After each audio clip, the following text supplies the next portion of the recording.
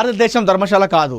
దేశ సంస్కృతి సాంప్రదాయాల పట్ల విశ్వాసం లేని వారికి భారతదేశం ఎంత మాత్రం ధర్మశాల కాదని ఉత్తరప్రదేశ్ ముఖ్యమంత్రి యోగి ఆదిత్యనాథ్ అన్నారు. లవ్ జిహాద్, ల్యాండ్ జిహాద్ పట్ల ప్రజలు అప్రమత్తంగా ఉండాలని చెప్పేసి హెచ్చరించారు. లక్నోలో మంగళవారం నాడు జరిగిన శ్రీరామ కథ మహోత్సవం ముగింపు వేడుకలో ఆయన మాట్లాడుతూ శ్రీరాముని ఆదర్శాలు యావత్ దేశాన్ని ఏకం చేస్తాయని చెప్పారట. భారతదేశం ఎంత మాత్రం ధర్మశాల కాదు. దేశ సంస్కృతి వారసత్వం విలువలను గౌరవించేటువంటి వాళ్ళు మాత్రమే ఇక్కడ గౌరవప్రదంగా జీవించవచ్చు. భారతదేశ స్ఫూర్తి సాంప్రదాయాలను అంగీకరించని వాళ్ళకి ఇక్కడ స్థానం లేదు అని యోగి ఆదిత్యనాథ్ అన్నారట.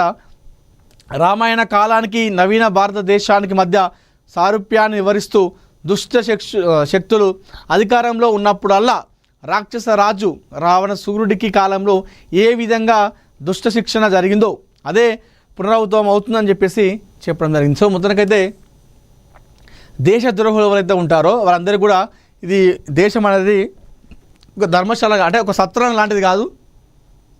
మేము ఎవరొచ్చినా కూడా మనం తీసుకోము, అంటే మా దేశం అంతా మంచిది, ఎవరైనా సరే అక్కడ నేర్చుకుంటుంది అట్లా అని చెప్పేసి ఇట్లా దేశద్రోహులు వస్తే మాత్రం ఊరుకునే లేదు, ఉపేక్షించలే అని చెప్పేసి తెగేసి చెప్పడం జరిగింది మన ఆదిత్యనాథ్. సో నాకు తెలిసి మోడీ తర్వాత బీజేపీ పార్టీకి ఒక పిఎం క్యాండిడేట్ అంటే ఆదిత్యనాథ్. జనాలు కూడా ఈయనకే ఎక్కువ ఓటేస్తారు. నాకు తెలిసి బీజేపీ లీడర్లు కూడా ఆదిత్యనాథ్కే ఎక్కువ ఛాన్సెస్ ఇచ్చేటువంటి అవకాశం ఉంది. ఆఫ్టర్ మోడీ, వాజ్పేయి తర్వాత ఏ విధంగా అయితే మోడీకి అవకాశం వచ్చిందో మోడీ తర్వాత ఖచ్చితంగా ఆదిత్యనాథ్కే బీజేపీ నుండి ప్రధానమంత్రి అయ్యేటువంటి అవకాశాలు మనకు ఎక్కువ కనిపిస్తాయి. జగన్ బాటలో విజయ్, దిశ తరహాలో సింగప్పన్ స్పెషల్ అంట. తమిళనాడు సీఎంగా బాధ్యతలు చేపట్టిన నెల రోజులకు విజయ్ మరో కీలక నిర్ణయం తీసుకున్నారు. మహిళల రక్షణ కోసం సింగప్పన్ స్పెషల్ టాస్క్ ఫోర్స్ ఏర్పాటు చేసిరట. గతంలో వైఎస్ జగన్ మహిళల కోసం తీసుకొచ్చినటువంటి దిశ చట్టం పోలీస్ స్టేషన్ల తరహాలో మరింత ఆధునికంగా ఈ నూతన వ్యవస్థకు విజయ్ శ్రీకారం చుట్టారు. తమిళనాడులో శాంతి భద్రతలపై తీవ్ర చర్చ జరుగుతున్న వేళ మహిళలకు రక్షణ కల్పించడమే లక్ష్యంగా సీఎం విజయ్ కీలక ముందడుగు వేసిరట. సింగప్పన్ స్పెషల్ టాస్క్ ఫోర్స్ను మంగళవారం ఆయన ప్రారంభించారు. తమిళనాడు సీఎంగా ప్రమాణ స్వీకారం చేసిన తర్వాత సరిగ్గా నెల రోజులకు విజయ్ ఈ స్పెషల్ టాస్క్ ఫోర్స్ను ప్రారంభించడం విశేషం.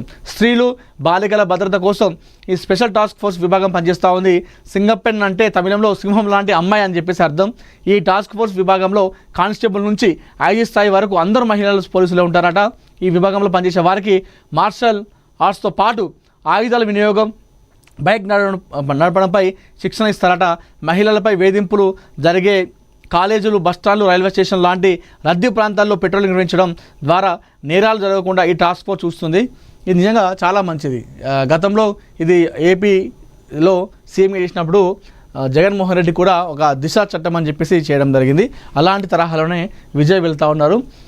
ఇది సింగప్పన్ స్పెషల్ టాస్క్ ఫోర్స్ అని చెప్పేసి అందులో చిన్న కానిస్టేబుల్ నుండి ఐజీ స్థాయి వరకు కూడా మొత్తం మహిళా అధికారులు ఉంటారట.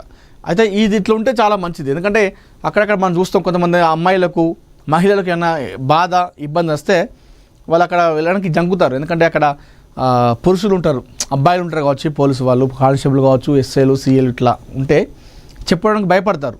అట్లా చాలామంది కూడా వెనక్కి వెళ్ళినటువంటి అవకాశాలు ఉంటాయి. అయితే ఈ నేపథ్యంలో విజయ్ కాస్త కొత్తగా డిఫరెంట్గా ఆలోచించాడు. అందరూ కూడా మహిళనే పెట్టడం జరిగింది. అట్లా పెడితే ఒక అమ్మాయి కావచ్చు, లేదా ఒక మహిళ కావచ్చు, బాలికలు కావచ్చు, చెప్పుకోవడానికి భయపడకుండా వాళ్ళు ధైర్యం చేసి ముందుకెళ్తారు.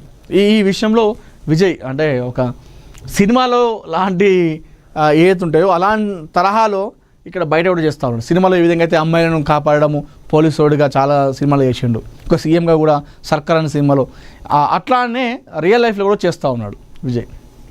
చూద్దాం మరి సక్సెస్ కావాలి. సక్సెస్ అయితే చాలా బాగుంటుంది. అంటే సరే, అది సింగప్పన్ స్పెషల్ టాస్క్ ఫోర్స్ పెట్టడం వరకు ఓకే.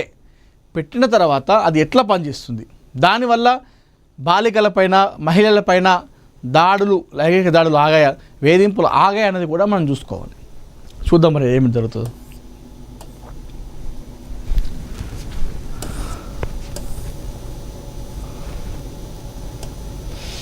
అభివృద్ధి ప్రజాప్రభుత్వ ప్రధాన లక్ష్యం అంటూ కూడా మనం ఇక్కడ చూసుకోవచ్చు. పొంగులేటి శ్రీనివాసరెడ్డి గారు కాంగ్రెస్ టీఆర్ఎస్ ప్రజలను మోసం గిస్తున్నారని చెప్పేసి ఇక్కడ మనం వార్త చూసుకోవచ్చు. అదేవిధంగా తిరుపతి శ్రీ వెంకటేశ్వర స్వామి దర్శించుకున్న బీర్లా అయిన దంపతులు అని చెప్పేసి ఒక వార్త చూసుకోవచ్చు. Hitler heat. సో మొన్న ఏదైతే ఒక వ్యాఖ్యలు చేయడం జరిగిందో ఆ వ్యాఖ్యల పైన ఒక పెను దుమారం అయితే కనిపిస్తూ ఉంది. ప్రేమల పడ్డ ఆర్టిఫిషియల్ ఇంటెలిజెన్స్ డేటింగ్ ప్రపంచంలో సరికొత్త శకం. మనుషుల మనోభావాలకు సాంకేతిక అద్దం పడుతున్నవన్నమాట. ఆధునిక యుగంలో ప్రేమ, ఆప్యాయత, అనుబంధాలు పూర్తిగా డిజిటల్ మాయాజాలంలో చిక్కుకుంటున్నాయి. ఒకప్పుడు రెండు మనసుల మధ్య సహజంగా పుట్టే ప్రేమ ఇప్పుడు ఆర్టిఫిషియల్ ఇంటెలిజెన్స్ కృత్రిమ మీద అనే మూడో వ్యక్తి చేతులకు మారుతుంది. ఆన్లైన్ డేటింగ్ యాప్లలో మీరు చదివే అద్భుతమైన సందేశాలు, మనసును కదిలించే కవిత్వాలు, చమత్కారమైన సంభాషణలు నిజంగా మీ సంభావ్య భాగస్వామి మనసులో నుంచి వచ్చినవి కాకపోవచ్చు. అవి చాట్ జీపీటీ, జెమిని లేదా ఇతర ఏఐ టూల్స్ సృష్టించిన అక్షరాలు గ్యారెంటీ అయ్యే అవకాశాలు మెండుగా ఉన్నాయి.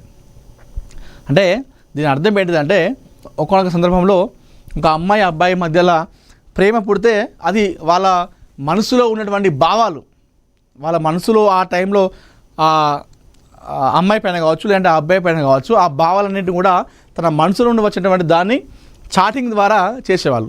ఎప్పుడైతే ఏఐ లాంటిది, ఈ చాట్ జీపీటీ లాంటి, ఈ జెమిని ఇవన్నీ వచ్చినాయి కదా, వచ్చిన తర్వాత సో దాన్ని అడిగితే అది చెప్పిస్తుంది. అంటే వాళ్ళ మనసులో నుండి రావట్లేదు ఆ ప్రేమ అనేది. ఆ ప్రేమ అనేది కూడా ఆర్టిఫిషియల్ అయిపోయిందని చెప్పేసి ఇక్కడ మనకి ఇక్కడ చూస్తూ ఉన్నాం మహాపత్రికలో. నిజమే, అట్లనే జరుగుతుంది.